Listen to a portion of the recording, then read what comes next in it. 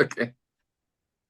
Well, hello, and a very warm welcome back to the Andrew Eborn Show. Delighted to be joined again by Errol Musk. Thank you for joining me, Errol. Elon was on the platform with Donald Trump. He previously criticized him. We talked about this road to Damascus moment, how people can change, if you like. He previously called him too old and suggesting he should retire, and so on and so forth. Remind me why he changed his mind. Well, really, I suppose you could want to ask him directly, but I, um, you know, Trump was really just somebody I knew from like business up to about 2015. I followed his career during the 70s, where he, sort of he transformed the west side of Manhattan from derelict sidings, railway sidings, to the most beautiful buildings. So today, the west side of Manhattan is just absolutely beautiful, among other areas that full of all the things that he managed to get done against incredible odds that the so-called Democrat-like people, although he was supposedly a Democrat at the time, Trump, tried to stop him. They're forever trying to stop him from doing these things, making it impossible for him. I don't know why. But at any rate, one of his biggest opponents was somebody who was in Congress, Jerry Nadler, was one of Trump's biggest opponents in those days, and wouldn't want Trump to be able to do anything. Why? I don't know.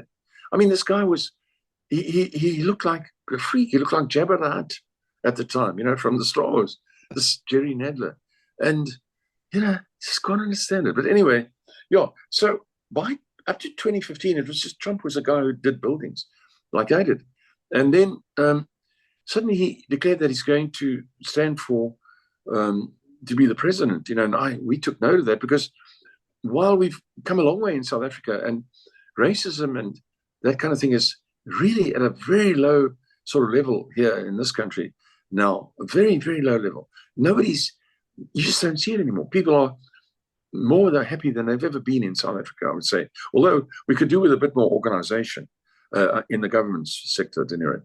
But at any rate, we were still in 2015, smarting from the fact that our country had really gone down, South Africa, and of course there's Zimbabwe, which if you can't see that that's gone down, then I don't know, I wish you luck then. But, Zimbabwe was one of the most beautiful. I went up to Zimbabwe as a student, and I met Ian Smith and Peter Tonabale. He was the foreign minister, and Cliff, somebody who was the president, and also met the head of the army. I went up there as a student in 1968 to try to dissuade them from UDI, believe it or not. And Ian Smith was very nice to us, very, very nice man.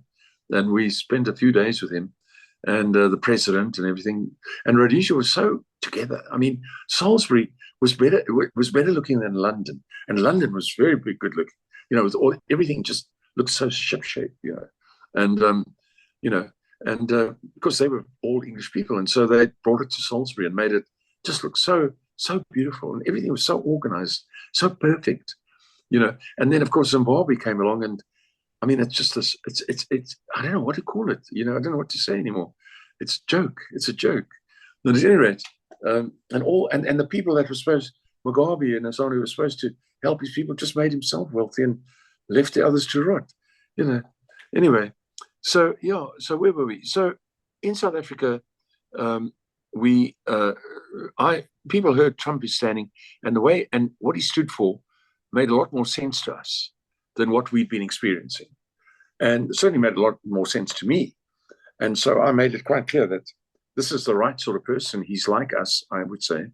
And he thinks about, and he's there for a reason. He's not there to feather his nest or for any grandiose ideas about himself. He's there to try and improve the country. From what I can see from, if you've done it there, he's going to do it here. If he's done it there, he's going to do it here. And so I made it quite clear that I think this is the right way to go in America, And my sons sort of heard about it, and they started, sort of ignoring me and sort of apologizing for me when I went over there to their friends, and even saying to me I should keep quiet, and because they were getting more and more into the media, especially Elon, and please don't say anything, because if you say anything, it's going to be reported, it's going to be attributed to us. So you could you please not say anything? That was quite big on, and they would, constantly remind me of that. And then I would say, no, well, I think Trump is right. People have asked me that. So they were very unhappy about it. And then about in 2016, July, it was my 70th birthday. And Elon and Kimbal came out to South Africa with about 20 to 30 people and about 20 kids. I don't know how many jets they came in. It was all private jets. And they came here and they had like really famous actresses and actors and everything. And I think one of the people was from Google, the owner, And anyway, we had this big dinner. They took over an entire city block in Cape Town, and it was all secured. And we had this whole day at this restaurant, this fabulous place called Il Paradiso. And then we got down to talking, and Jon Favreau is a film actor and director from Hollywood, and he'd done some pretty good movies, in my opinion, including this movie they'd just done, this group called The Jungle Book. And he said laughingly during the meal or after the meal, ha, ha, ha, I hear you, Mr. Musk. I don't know what he called me. I don't know if it's Mr. Musk or Errol, but he said, we believe you support Trump, you see. So I said, yes, I support Trump, which resulted in everybody having a great deal of laughter in the restaurant and laughing their heads off. And, I sat there quite not knowing what to say. And as it happened, I just had an open heart operation a few months before. And so I was still wearing my thing that you have to wear that monitors you and then sends a radio signal to the paramedics if it reads if it signals an emergency on you. You've got this thing, and I had the rubber tube draped around my neck actually because it was so long, and then and this monitor on me, that's monitoring me all the time. That was also a situation that I had to be aware of, and they were laughing at me, and I said, well, it depends where you live, and depends on what your problems are, and I said, you live in a budgie cage, Mr. Favreau, you live in a budgie cage, and budgies in a budgie cage, oh, they have a lovely life.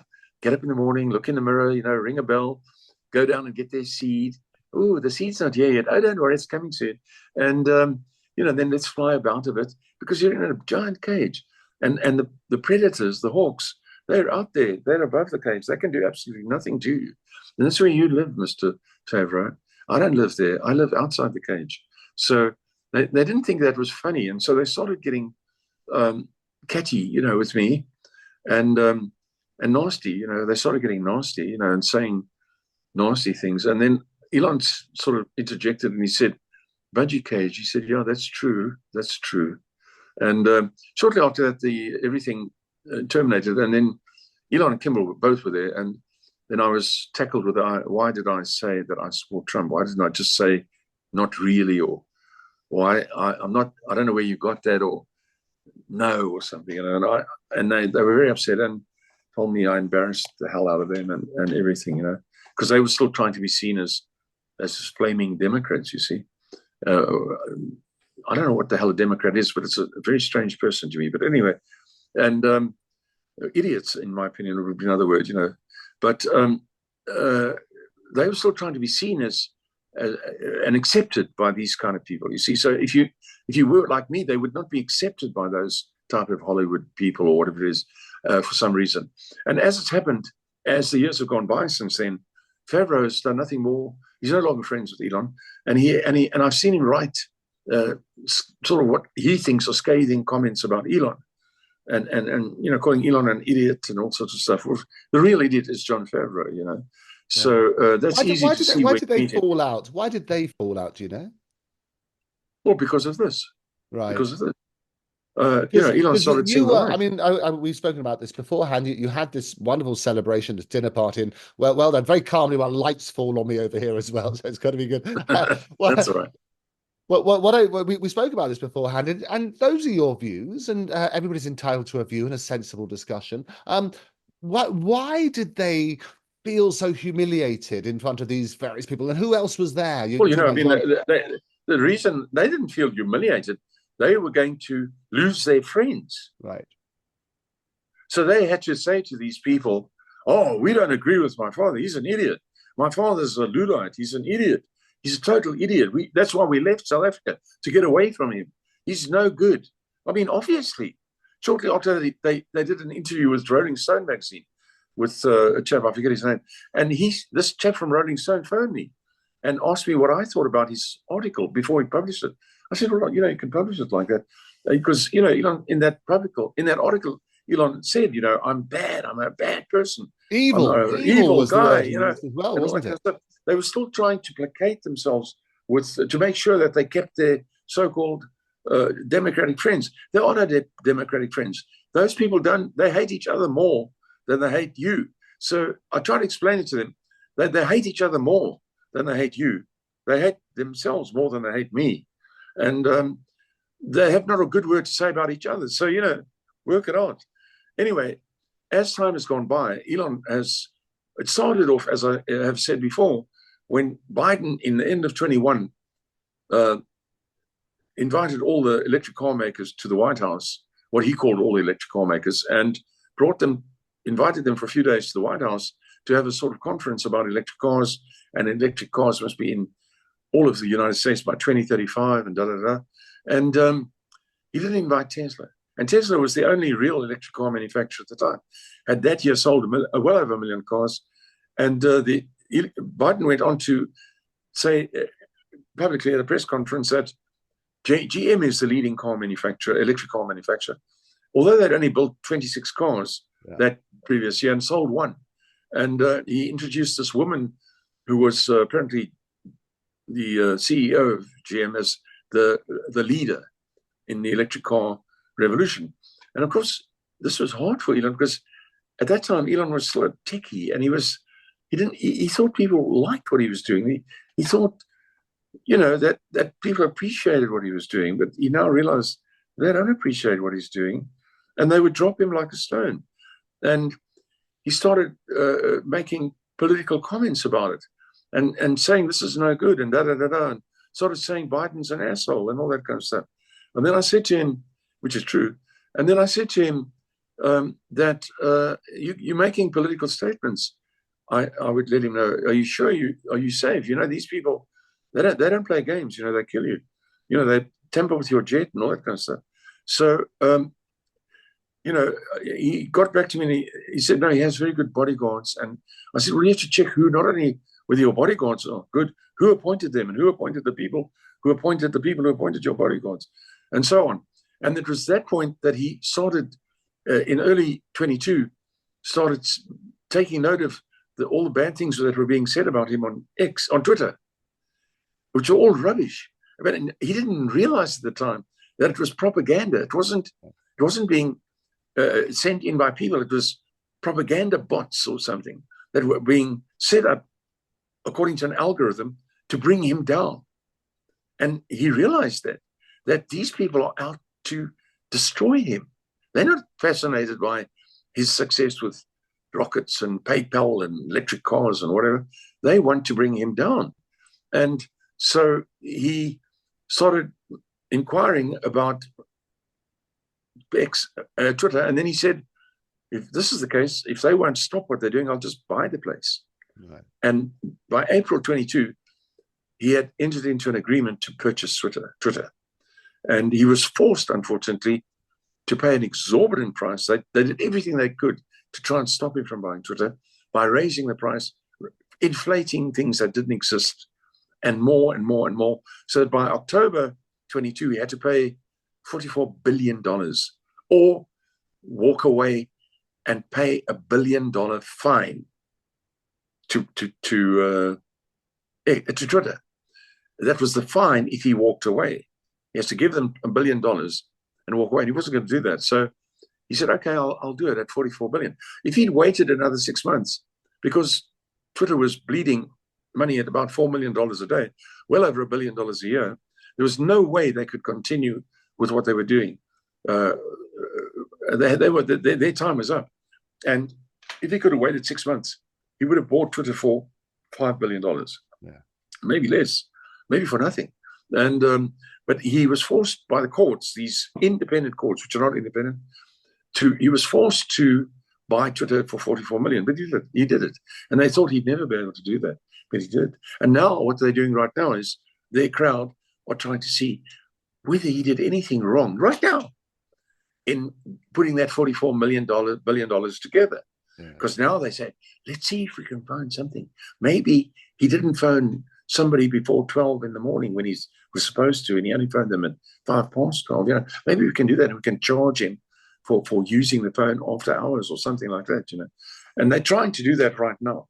These people, they're rotten. They're rotten to the core. They're rotten inside, and nothing will help them. They've got no future. They're all going to go. They're all going to go. Luckily, they hate each other more. It is interesting with X because people are talking about the valuation. It's worth just a fraction of what Elon paid. And as you say, the SEC and various others are still having a pop at Elon about it. But that was, you explained very, very eloquently why he got involved in politics. You've always said politics is at least 50% of life. But he eventually turned around. He's endorsed Trump now. There's this sort of bromance going on. They have these lovely conversations in the same way as you and I have conversations. And I enjoyed his interview. Well, it was more of a conversation than an interview with Trump. What did you make of his appearance at the public rally in Butler? Well, I thought it was very refreshing because there was nothing rehearsed about him. In some ways he did everything wrong, which is great because then it's more real. He didn't look. He looked quite surprised when Trump called him up. And he sort of went up loping, he's inclined to do that if he's nervous, and sort of measured steps, trying to look posh and standing up straight. And Trump promptly put him in front of, I think there's a glass box or something there now. And for security, they've got this now glass thing. Yeah, thank God for that. Anyway, they put him into this glass booth, and I don't think Elon may have expected that. I think he would have quite happily stood there with Trump saying, "This is Elon," and Elon would have said, "Hello," and then he would have walked off. You see, but Trump promptly put him in the box and let him stand there all by himself. And suddenly, like an idiot, he realized he's supposed to say something, and he hadn't prepared himself for that. He obviously hadn't prepared for himself for that. So he tried to come up with, a sort of political, or rather like a speaker, he tried to become what they said in Mel Gibson's movie History of the World, when Mel Gibson went to get his handout, his dole handout in ancient Rome, and the lady, B. Arthur, I think it was she played the part, behind the counter said when he went to get his maintenance from the state, his dole, she said, "What do you do?" He said, I'm a speaker on the forum. So she said, "Oh, you're a bullshit artist." So he said, "Well, no, I'm a speaker." She said, "Bullshit artist," and she wrote down bullshit. So you're a bullshitter. Okay. So Elon suddenly found himself in this glass booth, totally unprepared to bullshit, you see. Excuse my language. And he didn't know what to say. So he started trying to figure out saying something. In the end, he came across quite well, as totally natural. And then he finally managed to focus on something that was quite important, which he kept repeating, and that is make sure that you vote. Make sure that you get registered. In other words, a proper message, a meaningful message, not we're going to do this and we're going to do that. Yeah. And if you do this and if we're there, you can't bet on any better than us. He didn't talk like that. He said, just make sure you vote, and gave them practical instructions. Yeah. Call all your friends. Make sure they're registered. You've got 2 days left, he said, to register to vote in Pennsylvania. Please register. Don't waste this opportunity. Yeah, and it's a great message. Nice. And he jokingly called himself the Dark MAGA, didn't he? Working on that sort of basis. I don't know. I didn't really pick the ear that, but the thing is, he's a bit clumsy at this stage. Look, it takes time to become sort of polished in that sort of venue, and sound very, together and everything. As I said once in a talk with you, you have to prepare a lot. And it's just as well that he didn't prepare, because people are tired of people coming with prepared speeches, and perhaps reading them off a teleprompter or something. No. He was totally unprepared, and he was able to bring the whole thing down to a simple message: go out there and vote. Yeah. This is what's important. And it was a good message. And Trump started, I predicted that these were the words that he would use on this very program, the Andrew Eborn Show. I said he will use the words as I was saying. And indeed, that's what he said to open, to get the crowds going. Yes. No, sure. I mean, I didn't really watch the rest of the speech because Trump, of course, has given many speeches. I listened to them. I know what he's going to say, and I'm quite happy with leaving him to do it. I don't need to listen to every word anymore. I did in the past listen to a lot, but now I don't have to. And I had a lot of people calling me and messaging me from all over the world, from faraway places, Hong Kong, Italy, South America, that I must see Elon on, or they liked Elon on this TV show, which I never seen it. I hadn't seen it at that time, and I only saw it after other people already seen it, and because we don't have direct Fox News here, we might get the thing a few days afterwards. You see, on YouTube, that kind of thing. Yeah. Yes. Well, Elon's mother, May, she appeared, and a lot of people have reported this, appears to encourage voter fraud in an ex post. Did you see this? She what? This was the claim that the Democrats have given us another option. You don't have to register to vote on election day. Have 10 fake names, go to 10 polling booths and vote 10 times. That's 100 votes and it's not illegal. Maybe we should work the system too. That's what May put out a quote on that basis. Unfortunately, she's talking to decent people. So decent people, unfortunately, don't do that. They don't do that. These Democrats, who as I said to you just now, they hate each other more than they hate anybody else. So they don't care what they do. They don't care what they do. They have no conscience, and so they will go and do that.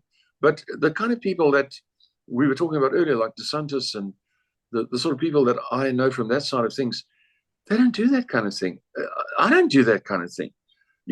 For a start, I don't want to be in trouble for no reason, Yeah. And so it's a tongue-in-cheek sort of thing to say. It was meant, just to be clear, I mean, because we don't want to perpetuate the myth. I mean, May clearly meant it as a joke. Yes, it's a joke. And it was following on from Elon's comments about, well, in some places, you don't even need to have identity documents. Well, yes. I mean, now this California was such a great place. It's not a great place anymore. And this character looks like Satan's stepson or something. He's also got red eyes, very red eyes, and he, greasy hair, and he's now supposedly the governor. And you have to know. I know California quite well. Political people have very little. There's very little room for political people in California. The place is one giant private enterprise setup. So the political thing is a tiny little strain and that runs through it. And so you have to understand that about California to start with. It's an almost insignificant part of California is the state government. But at any rate, he has now issued a statement, a proclamation that you don't have to have voter ID to vote in California. Well, I mean, this is ludicrous. I mean, if you go into a bar and you look as young as you do, Andrew, you're going to have to present an ID. You know what I mean? Because you can't go into the bar unless you're 21. Yeah, well, I'm glad you think I look 21, Errol. You're very kind. No, but you know what I mean? You can't. I've been with my daughters where they're well over 21 and they get told they can't come in and they're very fed up with it. This is an American. And they get very annoyed and they flash out their driver's license or something to show that they are, in fact, 26 or 27, But you have to have ID in America for just about everything. And try to get on a plane through the TSA without ID. I mean, give me a break. There's your fingerprint. There's your passport code. It doesn't stop. So now you can, and I won't say that's more important, that's less important than voter ID, but voter ID is essential. I mean, if I recently joined a yacht club. Again, I've been a member of many yacht clubs, so I joined one recently that I like to be at. And the voters who voted me are members. I didn't think that I could go to people who are not members and say, do me a favor and go down to this yacht club. And they have a sort of rigorous entrance sort of thing. Could you please all just vote for me? Because I have to have 26 members who vote for me before I can be considered. And they might say to me, well, we're not members. And I'd say, well, that doesn't matter. You can just go there and say you are members. And you just put your name down that you say I'm okay. I couldn't do that. I had to get 26 members. And it's quite hard, actually, to get 26 members, to be honest with you. Anyway, but yeah, no, you have to have ID to vote. I mean, it's absolutely insane. In this country, I've been in 3 elections, 2 parliamentary elections and 1 council election. And they have the voter roll, they say the voter rolls. And these are big, thick things. And as the person votes, they have a ruler and a pen, and then they take that person's name off the voter roll, you know. And so that way they can see sort of who's voting, and the different groups from each side check each other's voter rolls and see, and so they can come to an idea before the count even to see what's happened. So you have to have idea. I mean, it's crazy not to have idea. I don't know what they think they're doing. I think going back to May's post, and I think it's always interesting because clearly it was meant sarcastically. You and I know that. Yeah. I think lots of people know that. She made this post on October the 5th. The backlash, a predictable backlash, including in the press, basically when she said, cast multiple votes, claiming it wasn't illegal, work the system. It was really just to clarify how absurd the system is. But the press obviously picked up on it and castigated her. Well, you know, the media's, I mean, I wouldn't worry about what the media says. I go with what May's father used to say to me. He had a very colorful sort of existence, you know, bouncing around as a sort of semi-German sympathizer, World War II sympathizer, and then coming here to sympathize with the apartheid regime here and everything. And he was a colorful character. He was a great shooter. He could shoot really well. He was a great pilot. But he would say to me, there's no such thing. He was American. So he would say, I have to use his accent, there are no such thing as negative publicity or bad publicity. Sorry. There's no such thing as bad publicity. So I would say to him as a young boy, I'd say, what do you mean? Or how do you mean? And he'd say, well, you know, all they remember is your name. All they remember is your name. They don't remember what the publicity was about. So I'd say, oh, okay. So he was right. You know, nobody has time to, worry about, all they know is, gee, you must be somebody if your name's getting mentioned, you know, right. Kind of thing. Well, it's a slightly worrying thing because everybody's talking about criminal offences, and this is why that a lot of people have sort of picked up on saying, well, it's fraud and she should be prosecuted. How would May react to that? Oh, she would love it. I think she would love the limelight, a bit of limelight there, you know, because she's got a sarcastic side and a catty side to her. Well, she'd love it. She'd love to, you know, get in there to be able to get back at them with phrases and sayings. She's quite good at she was also quite good at repartee. So much so that her twin sister, one day when we were still teenagers, I arrived. May was my girlfriend. I mean, for many years before we were married, and I went to her house, and came into the kitchen, and there was Kay, her twin sister. They looked very much alike from behind, and there was Kay on top of May, who was lying on her back on the floor, and Kay had a bread knife, and she said, "I'm going to kill you. I'm going to kill you." And they were having a fight, you see, which is normal. Everybody fights, and I sort of managed to stop them, and it was because May had this way of sort of saying things to someone who's already having a bit of difficulty dealing with a problem. And then May had a way of sort of making it worse, you know, by saying things that were kind of like set you off, you see. And, not at the right time that you want to hear her say something like that. She did that to me a lot, quite a few times. And, you want to hit out at her because that's all you can do in return, because she had this very sharp tongue, I suppose you could call it. So if she was now taken to task on this, she would probably give them a hard time, a very hard time. well, good for that. She has clarified. You have obviously these community notes now on Twitter, but she's clarified that she did mean it sarcastically. Oh, she had to. It, why would she have to confirm? It's obvious, you know. I mean, I would say the same. In fact, you know, I told you about how I crossed the Rio Grande with the refugees. I mean, that's funny enough. I mean, you can't go and say, "Okay, I'll just cross the refugees." You know, Exactly. I used the system against them. They Yeah. won't let me into the country. Okay, I'll go with the refugees. I didn't get Yeah. I didn't get a cell phone and a house and medical aid and everything, but I did cross with the refugees. No, it's always question everything, and that's the problem with lots of these tweets. They always come back to haunt you and things like that. But clearly, question everything. It's got to be true. Well, I Errol, don't as think there's always, anything that May would probably withdraw from anything she said. I mean, here she said she was joking, but I mean that's obvious, you know, yeah. Well, it's obvious obvious. to some people, but those who are working on the basis that they want to find fault, that's what I say. History repeats itself because people don't learn the lessons from history, and the way that people are always working backwards from the story, saying, "Oh, we're looking for somebody to slip up or something," and then report it accordingly. They're going to Yeah. say, "Oh, how she's appealing for voter fraud." That's what take it at face value, when clearly that wasn't her intent. No, of course not. And I mean, at the end of the day, Newsom's proclamation is basically saying you don't have to be a citizen to vote. Voter fraud is fine here. In fact, we welcome you. I mean, what else is he saying? I mean, Yeah. he's the one who should be taken up by the media, not her. Yeah. He's the one who should be tackled by the media as that he's inviting voter fraud. Do you realize you are inviting voter fraud, Mr. Newsom? There you go. And Well, what's he she going to certainly answer? helps shine a spotlight on that. Yeah, Errol, as always, thank you so much for joining me. Look forward to having you back pleasure. on the show tomorrow. Yes. All Take right. care. Bye bye. Thank you. Okay.